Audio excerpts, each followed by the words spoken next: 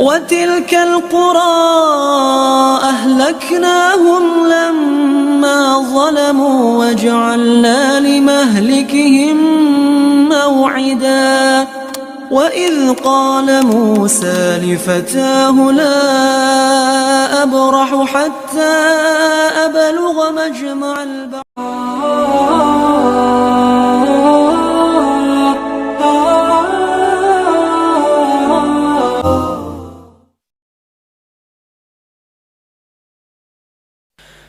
Alhamdulillahi Rabbil Alamin Hamdan kathiran tayyiban mubarakan fih Kama yuhibbu Rabbuna wa yarda Ashhadu an la ilaha illallah wahdahu la sharika lah Wa ashhadu anna Muhammadan abduhu wa rasuluhu la nabiyya ba'dah Allahumma salli wa sallim wa barik ala Sayyidina Muhammadin Kama dhakarahu dhakirun al-akhyar Wa salli wa sallim wa barik ala Sayyidina Muhammadin makhtalafa al-lail wan nahar Wa salli wa sallim wa barik ala Sayyidina wa habibina wa maulana Muhammadin wa ala al-muhajirin wal ansar Ibadallah usikum wa nafsi bitaqwallah Wa tazawwadu fa inna khairaz zadi taqwa Inna akramakum indallahi atqakum Fattaqullaha mastata'tum Walaqad qala Allah Ta'ala fil Qur'anil Karim A'udzu billahi minasy syaithanir rajim Ya ayyuhalladzina amanu taqullaha haqqa tuqatih wa la tamutunna illa wa antum muslimun Jamaah Jumat yang dirahmati Allah Subhanahu wa taala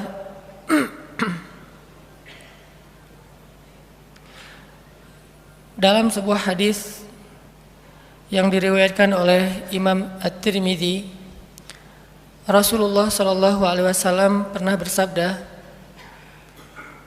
An Abdullah bin Mas'ud radhiyallahu an qala Rasulullah sallallahu alaihi wasallam, Ala ukhbirukum biman yahrumu 'alan nar aw biman tahrumu 'alaihi an-nar ala kulli qaribin hayyinin sahlin Dari Abdullah bin Mas'ud radhiyallahu an ia berkata, Rasulullah sallallahu alaihi wasallam bersabda, Maukah kalian aku beritahu orang-orang yang tidak akan disentuh oleh api neraka atau orang yang tidak akan masuk ke dalam api neraka? Mereka adalah setiap orang yang memiliki sifat qaribin hayyinin sahlin. Hadis riwayat At-Tirmidzi. Dalam riwayat yang lain disebutkan ala kulli hayyinin layyinin qaribin sahlin. Orang yang memiliki 4 sifat, yaitu sifat hayyin, sifat layyin, sifat qaribin dan sifat sahlin. Shadaqa Rasulullah sallallahu alaihi wasallam. Jamaah yang dirahmati Allah, ada 4 sifat yang kita bisa ambil di dalam beberapa hadis tadi. Sifat yang sangat diistimewakan oleh Allah Subhanahu wa taala pada diri seorang hamba. Bahkan Nabi SAW sampai memberikan jaminan, siapapun yang memiliki 4 sifat ini tahrumu alaihin nar.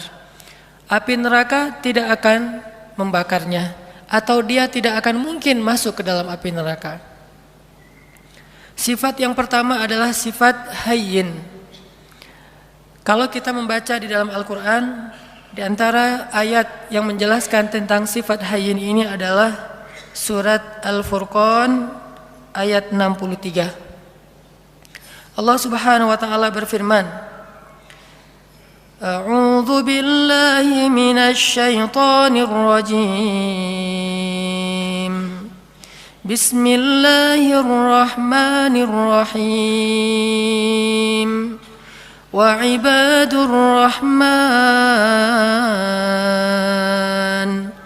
وعباد الرحمن الذين يمشون على الأرض هونا وإذا خاطبهم الجاهلون قالوا سلاما.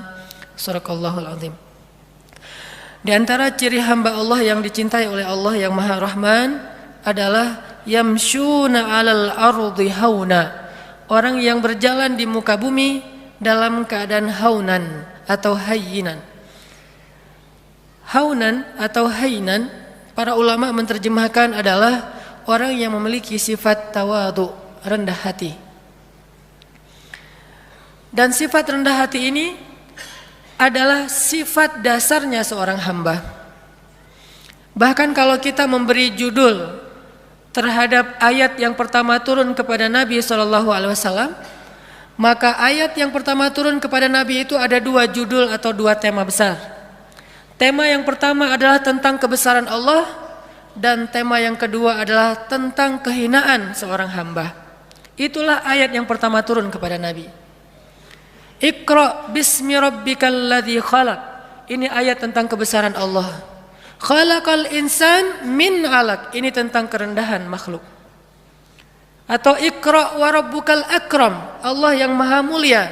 Alladzi 'allama bil qalam, yang maha tahu segala sesuatu dan mengajarkan ilmu kepada manusia. 'Allamal insan ma lam ya'lam, mengajarkan kepada manusia apa yang sama sekali mereka tidak tahu. Jadi kalau kita mau ngasih judul terhadap ayat atau wahyu yang pertama turun kepada Nabi SAW, ternyata yang berhubungan dengan makhluk, ayat yang pertama turun itu adalah ayat tentang tawadhu, ayat tentang rendah hati, rendah diri bahkan di hadapan Allah, dan rendah hati di hadapan makhluk. Karena ini adalah sifat dasarnya seorang hamba. Tidak mungkin disebut hamba ketika dia meninggikan diri, menganggap dirinya mulia, menganggap dirinya di atas, menganggap dirinya tinggi. Karena dasarnya seorang hamba itu adalah rendah. Sehingga ketika seorang hamba meletakkan dirinya pada status yang Allah telah tempatkan dia, baru Allah akan memuliakan dia. Tidaklah seseorang bersedekah kecuali hartanya akan bertambah, dan tidaklah seseorang merendahkan dirinya kecuali Allah akan mengangkat derajatnya. Tapi sebaliknya, ketika seorang hamba menempatkan dirinya di posisi yang lebih tinggi, maka Allah akan menjatuhkan dia sebagaimana Allah menjatuhkan iblis. Ana khairum min, saya lebih baik daripada dia, kata iblis. Maka sejak saat itu iblis diusir dari surga dan dikutuk untuk selama-lamanya. Sifat rendah hati, bahkan rendah diri di hadapan Allah Subhanahu wa taala adalah identitas aslinya makhluk, identitas aslinya hamba. Dan inilah ciri hamba yang dicintai Allah Subhanahu wa taala, hayyin.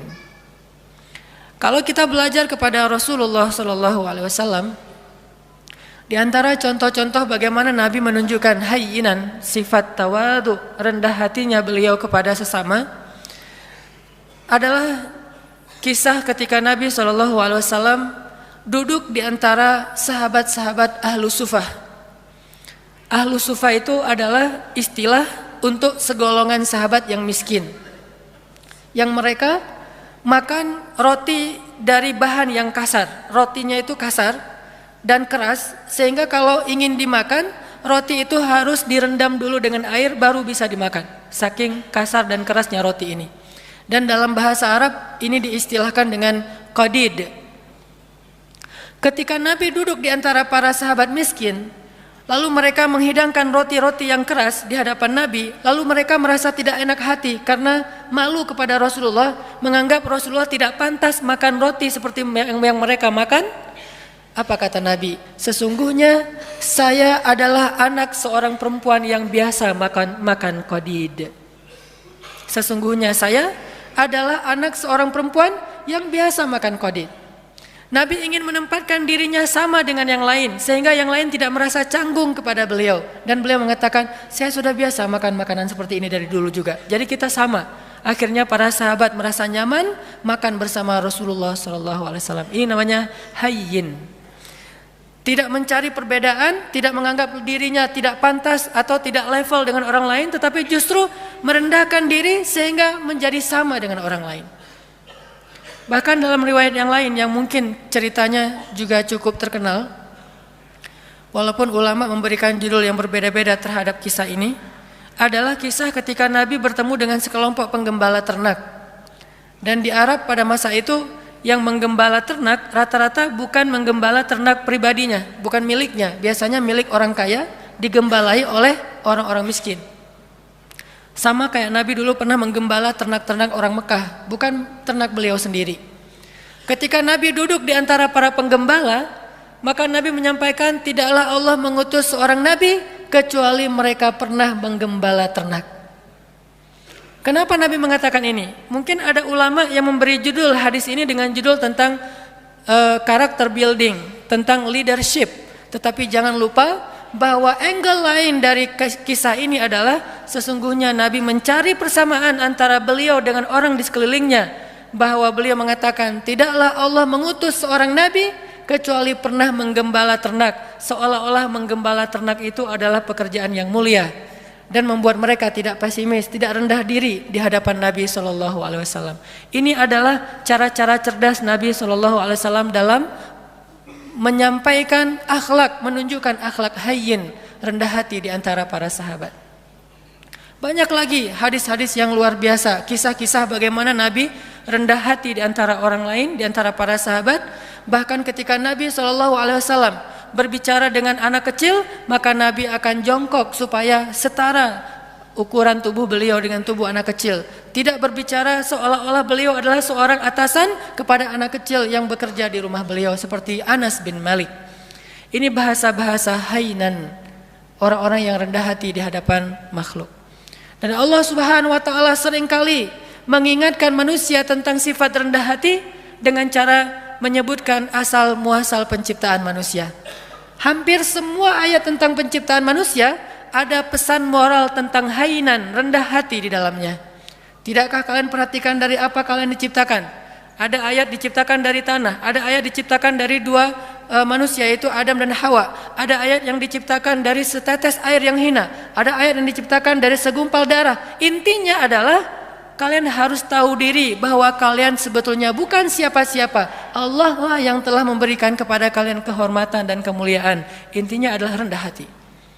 Hampir semua ayat tentang penciptaan manusia ada pesan tentang rendah hati di dalamnya. Makanya Nabi SAW mengatakan, di antara 4 sifat yang paling dicintai Allah kepada makhluk adalah hayyin, sifat rendah hati, memandang orang lain sama dengan dirinya. Dan di antara makna sombong atau takabur adalah merendahkan orang lain dan menganggap dirinya lebih baik daripada orang lain. Jamaah yang dirahmati Allah Subhanahu wa taala. Sifat yang kedua, hayyinin layyin. Layyin ini secara bahasa artinya bertutur kata dengan bahasa yang lemah lembut. Kalau kita memperhatikan bagaimana Islam bisa memadukan antara lemah lembut dengan ketegasan, ini menunjukkan betapa akhlak dalam Islam itu sempurna. Karena banyak orang yang tidak bisa memadukan dua hal ini, seolah-olah ketika bersikap lemah lembut dia menjadi lemah, dan ketika bersikap tegas dia menjadi kasar. Padahal tegas dan kasar sesuatu yang berbeda, lemah dan lembut juga sesuatu yang berbeda. Layyin dan tegas, lemah lembut dan tegas sesuatu yang bisa dipadukan karena dua-duanya akhlak yang mulia.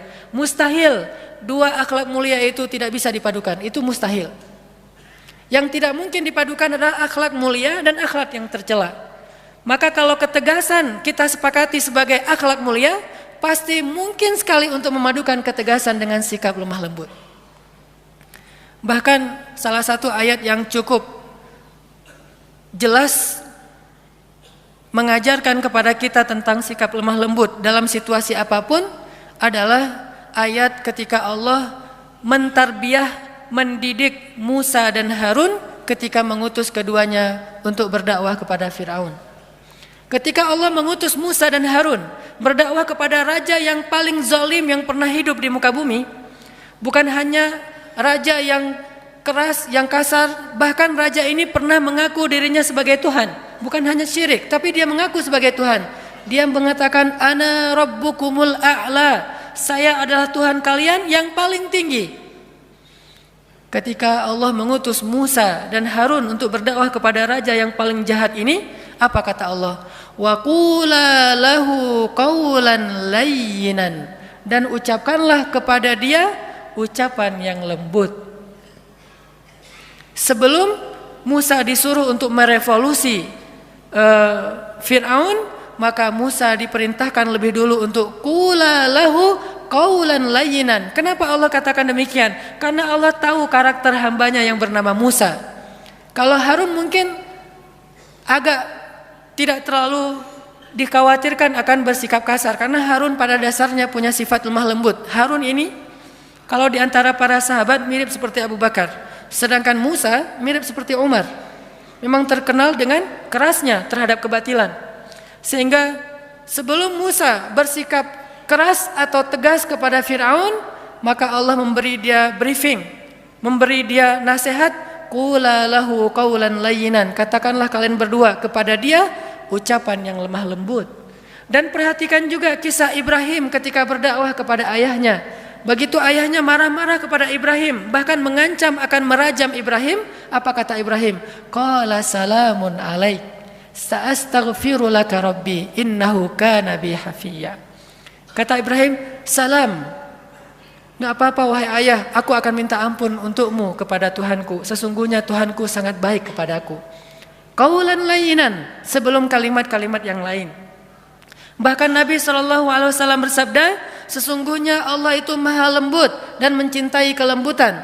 Dan Allah akan memberikan kebaikan melalui jalan yang lembut, yang tidak diberikan dengan cara-cara yang kasar.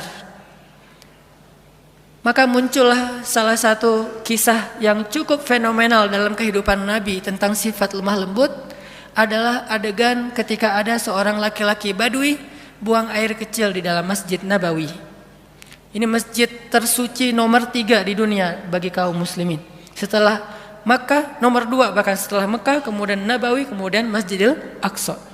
Ada orang Badui, dan orang Badui ini dalam istilah Arab disebut A'rabi, orang yang tidak berpendidikan baik, orang yang belum paham Islam, bahkan belum masuk Islam. Dia ngelihat ada kayak tembok gitu, dia buang air kecil di situ. Lalu para sahabat berdiri ingin memarahi dia. Nabi mengatakan, tunggu, biarkan dia, jangan sakiti dia. Karena kalau dia ditahan atau dicegah, itu akan menyakiti dia, udah terlanjur. Maka biarkan dia, jangan sakiti dia.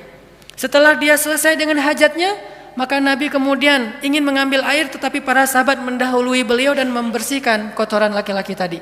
Setelah selesai, Nabi memanggil dia, lalu mengajak dia berbicara baik-baik. Walaupun tidak disebutkan secara detail apa yang Nabi ucapkan kepada laki-laki ini, tetapi kesimpulannya dengan kelembutan Nabi bertanya tentang siapa namanya, dari mana asalnya, lalu memberi nasihat, ini tempat apa, kenapa tidak boleh buang air kecil di sini. Setelah Nabi menasihatinya baik-baik, akhirnya dia kemudian masuk Islam. Dan setelah dia masuk Islam, dia berdoa kepada Allah, ya Allah, rahmatilah saya dan juga Rasulullah SAW, yang lain jangan. Sampai dia berdoa seperti itu, rahmati saya dan Rasulullah saja, yang lain jangan. Karena dia sebel sama yang lain, sama Rasul dia cinta. Kemudian Nabi tersenyum dan mengatakan, kalau berdoa jangan berdoa seperti itu, doakanlah kebaikan buat semuanya. Baru dia katakan, ya Allah rahmati saya, rahmati Rasulullah, rahmati kami semuanya. Sikap lemah lembut.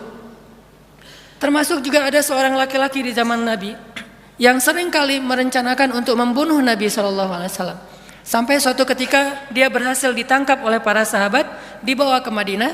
Sampai di Madinah, Nabi menyuruh sahabat untuk mengikat dia di salah satu tiang masjid.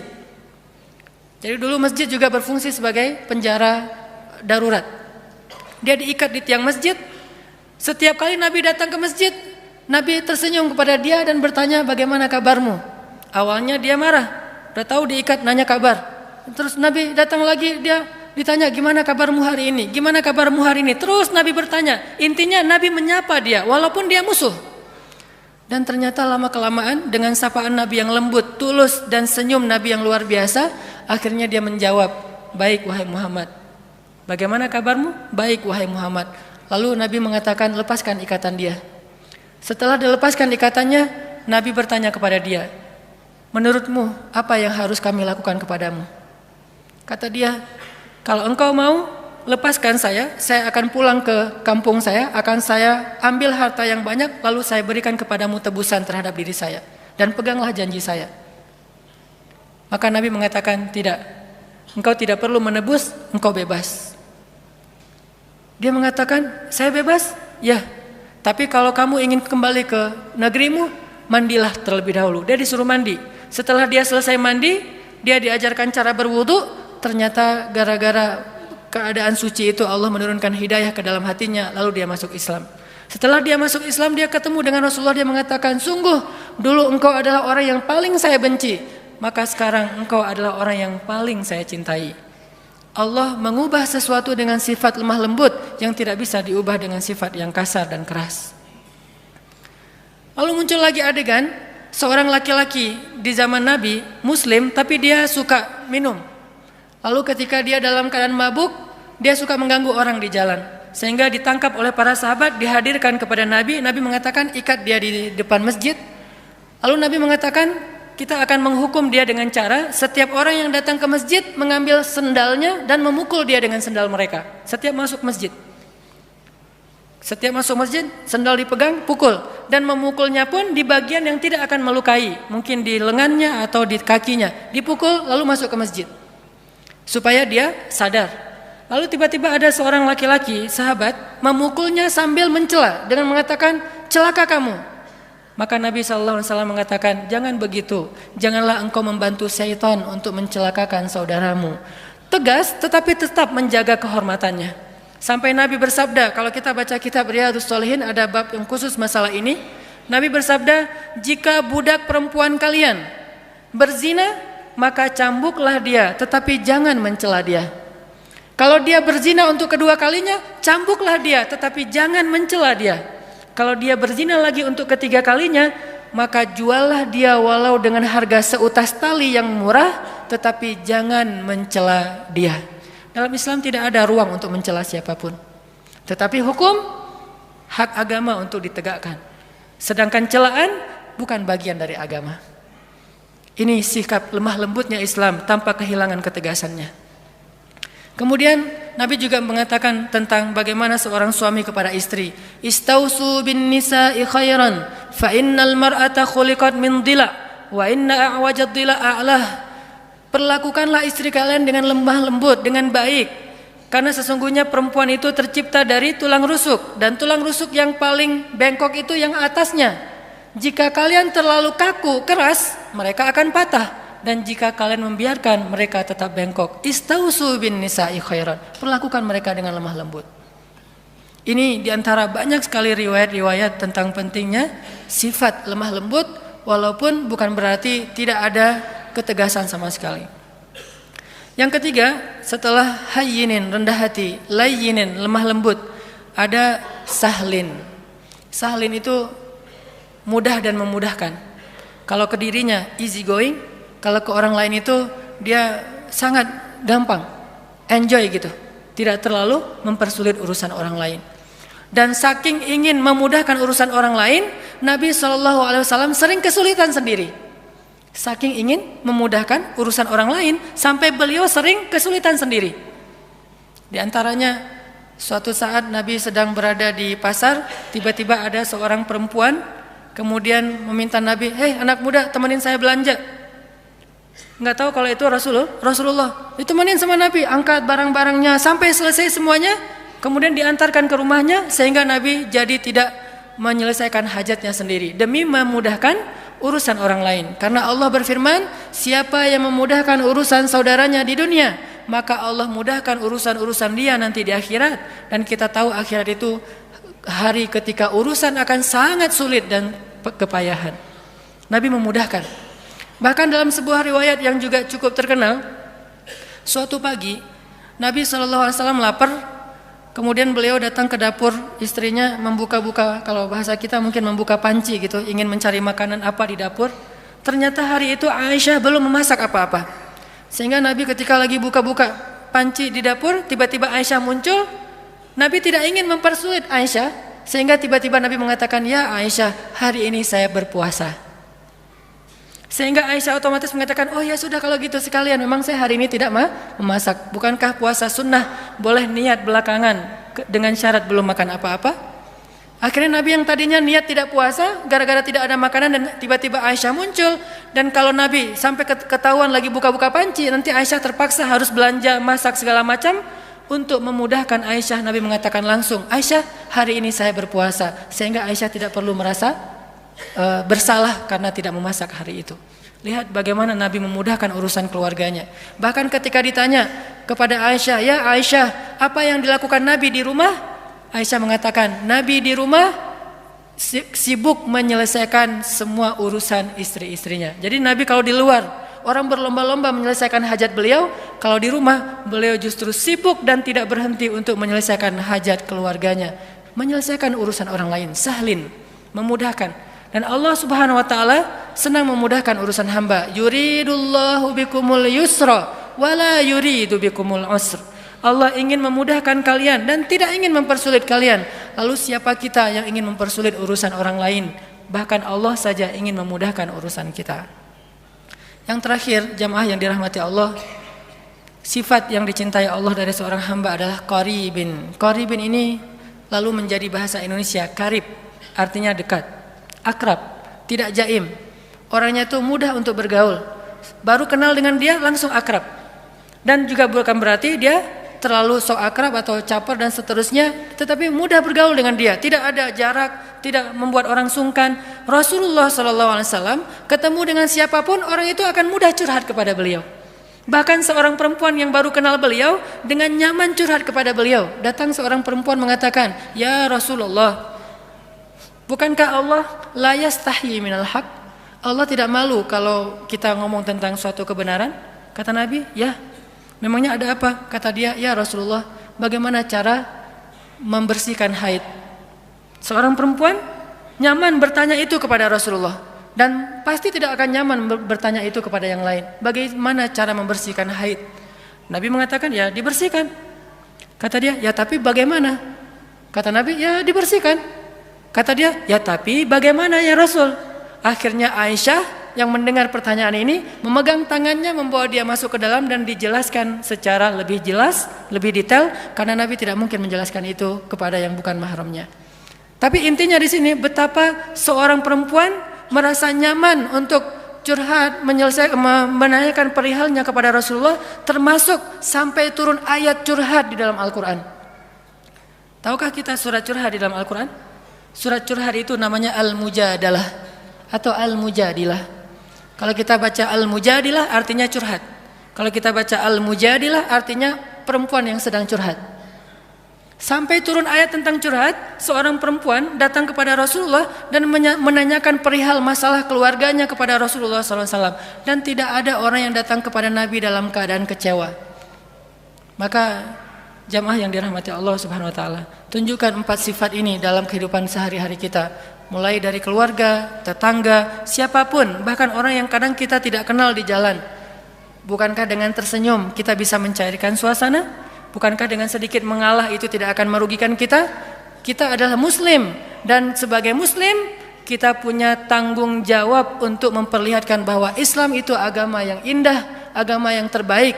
Jangan sampai agama Islam ini dicela justru karena akhlak kita yang tidak baik. Berarti kita telah mencoleng agama kita sendiri. Barakallahu li wa lakum.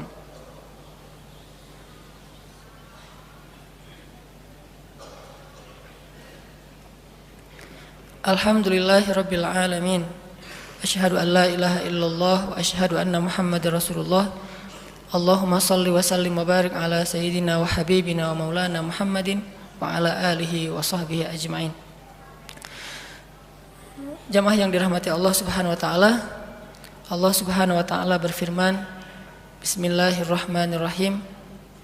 Ya ayuhan nas, ya ayyuhalladzina amanu, la yaskhar qaumun min qaum asa ayyakunu khairan minhum wala nisa'um min nisa' asa ayyakunna khairan minhun. Janganlah kalian saling mencela, karena bisa jadi orang yang dicela itu lebih baik daripada orang yang mencela. Begitu juga sekelompok perempuan, jangan mencela kelompok perempuan yang lain, karena bisa jadi perempuan yang dicela itu lebih baik daripada yang mencela. Intinya ayat-ayat akhlak di dalam Al-Quran itu sangat banyak, dan jangan lupakan bahwa akhlak itu sama pentingnya dengan akidah dan ibadah. Dan bukan berarti mengambil akhlak membuang akidah dan ibadah, atau sebaliknya, mengambil akidah dan ibadah saja tapi mengabaikan akhlak. Islam adalah sebuah kesatuan. Memahami Islam itu harus kafah. Udkhulu fis silmi kafah. masuklah kalian ke dalam agama ini secara utuh. Utuh artinya tidak mengambil sebagian ayat dan membuang sebagian yang lain, mengambil satu sunnah dan membuang sunnah yang lain, mengambil satu syariat dan membuang syariat yang lain. Maka siapapun yang membeda-bedakan antara satu ayat dengan ayat yang lain, satu sunnah dengan sunnah yang lain, satu syariat dengan syariat yang lain, sungguh dia tidak beriman kepada Allah Subhanahu wa taala. Yukhadi'una Allah walladzina amanu wama yakhda'una illa anfusahum. Mudah-mudahan kita bisa mengamalkan ayat dan hadis-hadis tentang akhlak ini dalam kehidupan kita, dan Allah Subhanahu wa taala memberikan apa yang dijanjikan kepada kita, yaitu terhindar dari api neraka. Terakhir, marilah kita sama-sama berdoa, dan saya selalu berharap kaum muslimin di seluruh dunia, hari Jumat adalah yaumud du'a, hari diijabahnya doa. Maka bantulah saudara-saudara kita di Suriah, di Palestina, di Rohingya, di seluruh dunia, termasuk mungkin yang di Indonesia seperti di Aceh dan di seluruh Indonesia. Bantulah mereka dengan doa. Mudah-mudahan doa-doa kita akan meringankan urusan-urusan mereka dan akan mendatangkan pertolongan Allah Subhanahu wa taala kepada mereka. Bismillahirrahmanirrahim. Allahumma ighfir lana walil muslimin. Allahumma ighfir lana waliwalidayna warhamhuma kama rabbayana shighara. Allahumma inna nas'aluka al-huda wat-tuqa wal-'afafa wal-ghina. Allahumma a'inna 'ala dhikrika wa syukrika wa husni 'ibadatik. ربنا آتنا من لدنك رحمة وهيئ لنا من أمرنا رشدا واجعل لنا من كل ضيق مخرجا ومن كل هم فرجا ومن كل عسر يسرا. اللهم انصر الإسلام والمسلمين. اللهم انصر المسلمين في فلسطين. اللهم انصر المسلمين في سوريا. اللهم انصر المسلمين في العراق. اللهم انصر المسلمين المستضعفين المظلومين في رهينيا. اللهم انصر دعوتنا يا الله. اللهم اشف صدور المسلمين يا الله. اللهم اجعل بلدنا هذا إندونيسيا بلدا آمنا بلدا آمنا بلدا آمنا وارزق أهله من الثمرات من آمن منهم يا رزاق. ربنا هب لنا من أزواجنا وذرياتنا قرة أعين واجعلنا للمتقين إماما. Ya Allah, ya Arhamar Rahimin, ampunkanlah dosa-dosa kami ya Allah, maafkanlah kesalahan kami ya Allah. Ya Arhamar Rahimin, anugerahkanlah kepada bangsa kami ini pemimpin-pemimpin yang taat kepadamu dan adil kepada manusia. Berilah petunjuk-Mu kepada pemimpin-pemimpin kami dan bimbinglah ulama-ulama kami. Berilah hidayah-Mu kepada pemuda-pemuda Islam di Indonesia dan bangkitkanlah Islam di tangan-tangan para pemudanya. Berikanlah kepada kami keluarga-keluarga yang menjadi penyejuk mata kami dan jadikanlah kami imam dalam ketakwaan. Ya Arhamar Rahimin, bantulah saudara-saudara kami di seluruh dunia, saudara-saudara kami di Palestina, di Suriah, di Irak, di Myanmar, di Yaman, di Mesir dan di seluruh dunia ya Allah. Bantulah saudara-saudara kami di Nanggro Aceh Darussalam dan kuatkanlah kesabaran mereka. Hindarkanlah negeri ini dari malapetaka dan musibah-musibah yang akan mengambil dan menyakiti urusan dan menyulitkan urusan kaum muslimin.